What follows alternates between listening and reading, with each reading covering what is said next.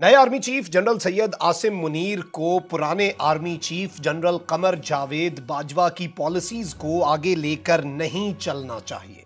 इमरान खान साहब ने दो टोक पैगाम पहुंचा दिया है और ऐलान कर दिया है, लेकिन इस ऐलान के पीछे पसे पर्दा बहुत कुछ चल रहा है। ये टाइमिंग इस स्टेटमेंट की और ये स्टेटमेंट देने की जरूरत क्यों पड़ी है, ये मामला बहुत अहम है। जबकि इसके साथ ही साथ एक बहुत बड़ी खबर इस वक्त सामने आ रही है। पाकिस्तान तहरीक इंसाफ के 25 या 30 अरकान के इमरान खान को धोखा देने की तैयारियों के हवाले से, और ये एक बहुत बड़ा कंसर्न है।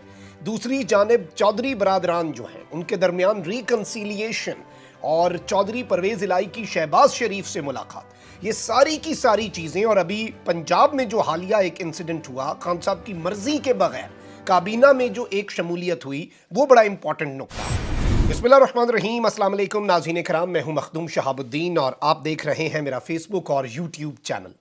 उम्मीद करता हूं आप सब लोग बखैर आफियत होंगे और जहां भी होंगे अपने अहले खाना समेत खुश भी होंगे और महफूज भी।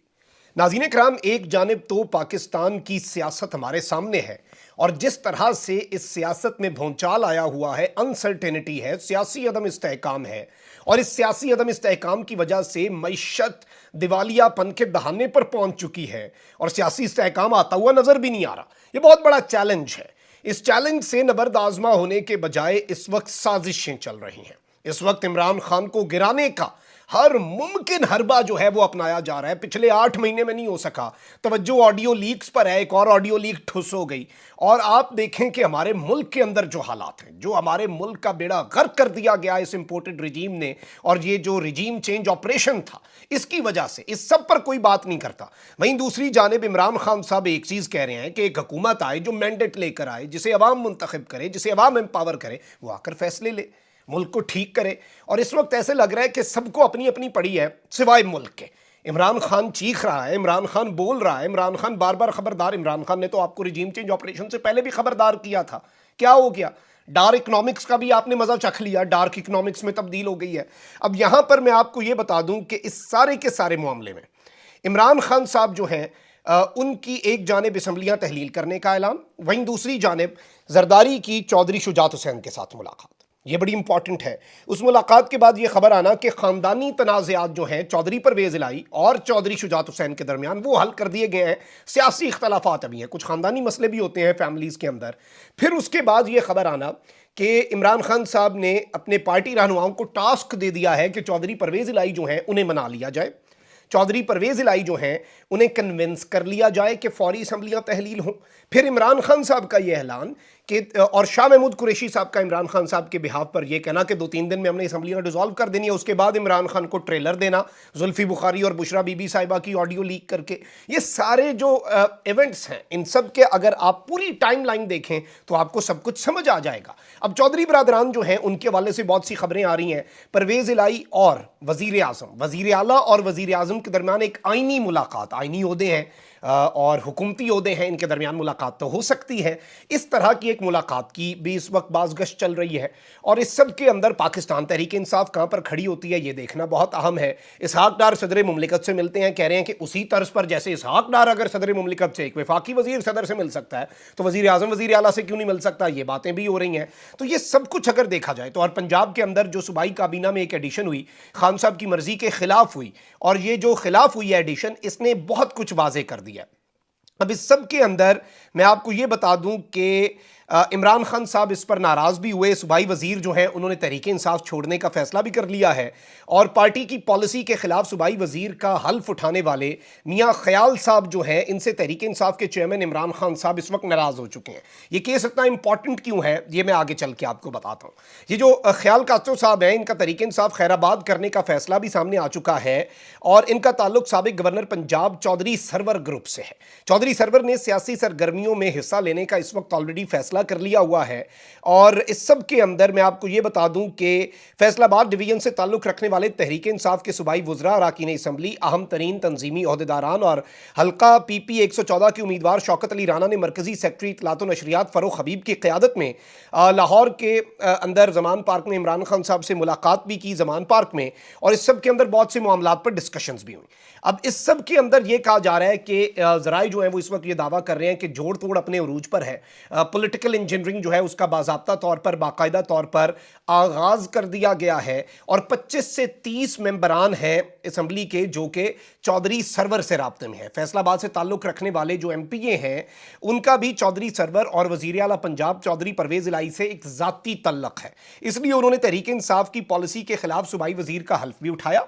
और इमरान खान साहब ने भी इसके ऊपर बात की है कि चलें कोई बात नहीं, लेकिन इसके वज़ीर बनने से हमारे बयानिए को नुकसान पहुंचा है। एक तरफ हम असम्बली की तहलील की बात कर रहे हैं, दूसरी तरफ काबीना को तौसीह देने दी जा रही है, जिस पर इमरान खान साहब ने ये जो एडिशन है इससे इजहार लाइल्मी भी कर दिया कि मुझे तो पता ही नहीं है क्या हो रहा है। और ये एक कितनी अजीब सी बात है। और इस सब के अंदर इमरान खान साहब ने कहा कि मुझे इल्म नहीं था कि आप वज़ीर बन रहे हैं, मैं तो समझा था कि किसी महकमे की सरबराही देना है। चलें कोई बात नहीं, लेकिन आपके वज़ीर बनने से हमारे बयानिए को नुकसान पहुंचा है। खान साहब ने ये कम्युनिकेट कर दिया।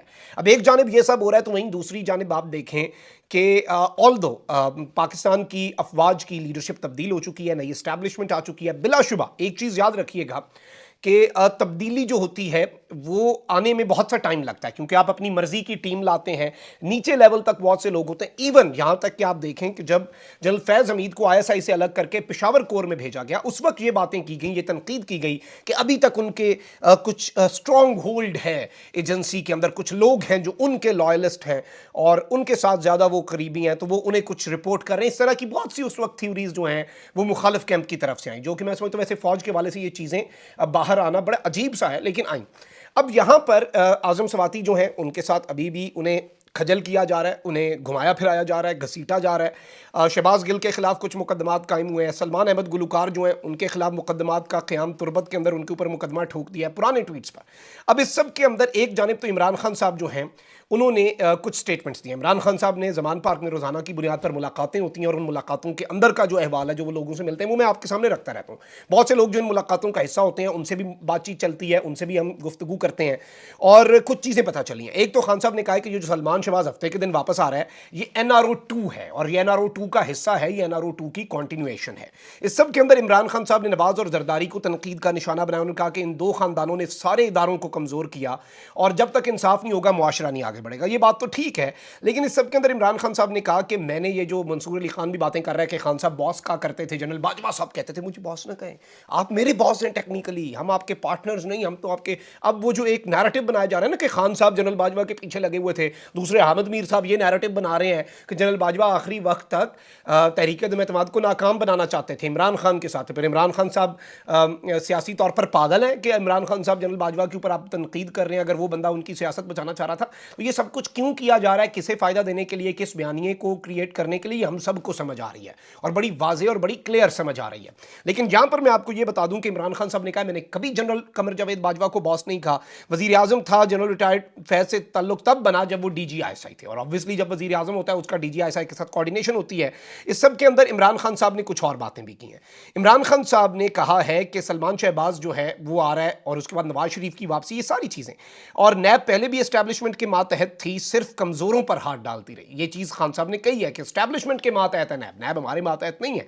और इस सब के अंदर उन्होंने कहा कि नए आर्मी चीफ जनरल जो हमारे हैं सैयद आसिम मुनीर साहब, जिन्हें निशान इम्तियाज़ मिलिट्री भी दिया गया है सदर मुमलिकत की तरफ से, और साहिर शमशाद मिर्ज़ा साहब को भी आज, उन्होंने कहा कि नए आर्मी चीफ जो हैं उन्हें पुराने आर्मी चीफ की पॉलिसीज़ को लेकर नहीं चलना चाहिए। जनरल फैज़ को आर्मी चीफ बनाने का मैंने कभी नहीं सोचा।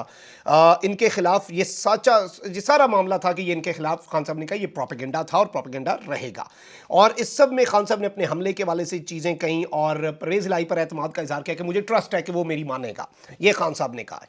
लेकिन इस सब के अंदर एक चीज़ बड़ी इंपॉर्टेंट है, नए आर्मी चीफ के वाले से खान साहब साहब की ये स्टेटमेंट बड़ी अहम है और ये स्टेटमेंट देने की ज़रूरत क्यों पड़ी ये भी आपको समझना होगा। इससे पहले भी खान साहब ने जनरल आसिम मुनीर को मुबारकबाद दी, साथ कायद आज़म मोहम्मद अली जिन्ना का कोट लगाया। फिर खान साहब ने जनरल बाजवा को जिस तरह से तनकीद का निशाना बनाया वो हम सबके सामने है। अब इस सारे के सारे सिनेरियो में, इस पूरे के पूरे मामले में बहुत सी चीज़ें जो हैं वो क्लियर होती जा रही हैं, वो वाज़ेह होती जा रही हैं कि ये ऊंट अब आगे चलकर किस करवट बैठेगा। और ये एक मैसेज है जो पहुंचा दिया गया है कि पिछली पॉलिसीज़ जो हैं गालिबन वो अभी तक कंप्लीटली नलीफाई होती हुई नज़र नहीं आ रही।